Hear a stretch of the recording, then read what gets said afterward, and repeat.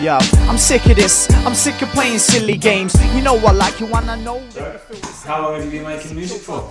Well, as in making music and writing music, two different things completely. I've been writing music for probably about 4 or 5 years, whereas the recording aspect and actually producing music and, you know, everything musically, you know, to put down as a production as something that's actually mine, probably about 2 years. Really, I'll say, yeah.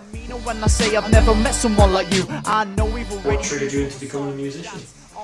See, it's quite an obvious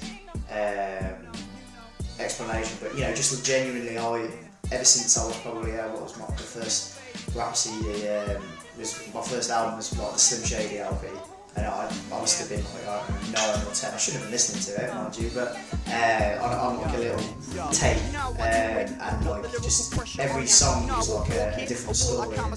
Usually really violent and didn't really make much sense, but I just loved the fact that it was like listening to it. It was like my imagination was a illusion for it, so that was it. And I was obsessed with rap. Why do you make music? Again, I wanted to sort of make music that I'd like to hear in a way, and just, you know, it's telling stories. It's just my sort of medium for my creativity in a way. You know, it's just a way of me putting a little bit of me across, you know, in a different way. You know. What makes you different from all the other wannabe rappers? The fact that I don't wear Nike tracksuits and think that I'm black, and also, as I said, I like to tell stories. It's not all black blood. You know, it's not all like that. It's not about making out I'm a gangster or from, you know, the wrong side of the tracks or anything like that. It genuinely is just a way of me telling stories. Who are your main influences? An obvious one from the earlier question, Eminem, massively, like huge. Plan B with his early stuff, his more risque sort of music, choice of music, but not even just rap. People like Linkin Park, all sorts, genuinely, like so many artists. You know, I think I've probably got, you know, a track on the album of probably every genre you could imagine. So just all sorts. How do you go about the writing process? See, with writing, there's never a time I'll sit there and think, right, I have to write this, I have to write this down, because I think if you force it, it doesn't work. I think it's either something that's inspired you during that day, it could be something stupid, something you've seen. It's genuinely, you just sort of get in the zone, so to speak, and that's it. It'll just, you literally sit down and the words just flow out. You don't even need to think about it if it's good. So does that mean your lyrics have a specific meaning, or are they, you know, just completely random?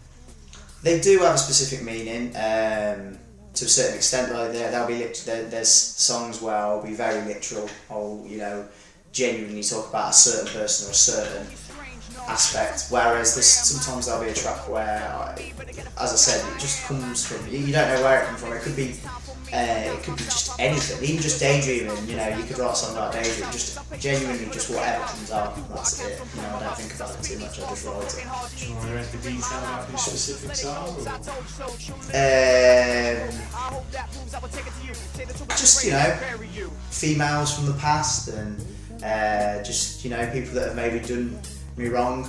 You know, there's no names involved, but yeah, you know, everyone's got certain demons to address. Do you think this kind of music can influence other people that listen to it? Is it meant to impact other people in terms of socially, or is it just a bit of fun? Whereas I suppose, yeah, to impact people socially in a certain way, but as I said, it was the real thing with me was I think people take things a bit too seriously with music. When you get people that get blamed for someone stabbing someone and then they say it was the music that did it and influenced them, I think that's stupid. I don't think anything can influence you that much, but music, like film, like anything, is meant to set moods, give you feelings, and that's literally all I do. You know, when you go through a track, I genuinely want the mood to be different every time. I never want a track to sound. I never want it to sound the same during an album. I genuinely, you won't know what comes next in the next track, sort of thing. So it's just to sort of set moods, I'd say. Like a free leaf clover, you've got no look, need no look. Where does the title Spiritt-MX come from? Wow. It's not a very exciting story, really. Spiritt, I used to work at a pub. It's not because of Spiritt the drink, but the company was called Spiritt Group, and there was one day, and me and my mates and that, we used to, because we love writing music and that, and we were messing about freestyling and that, trying to rip each other out. And I was messing about, going, yeah, it's so and so, and I seen the little payslip with Spiritt Group, and I was like, yeah, it's Spiritt, man, it's Spiritt. And then I started using that, and the MX came from whenever I was uptown steaming. The amount of times I try and put my number in a girl's phone or something like that, and just write nothing. So I used to just put kiss, and that was the MX. I just put that on the end just as a little personal thing, that genuine.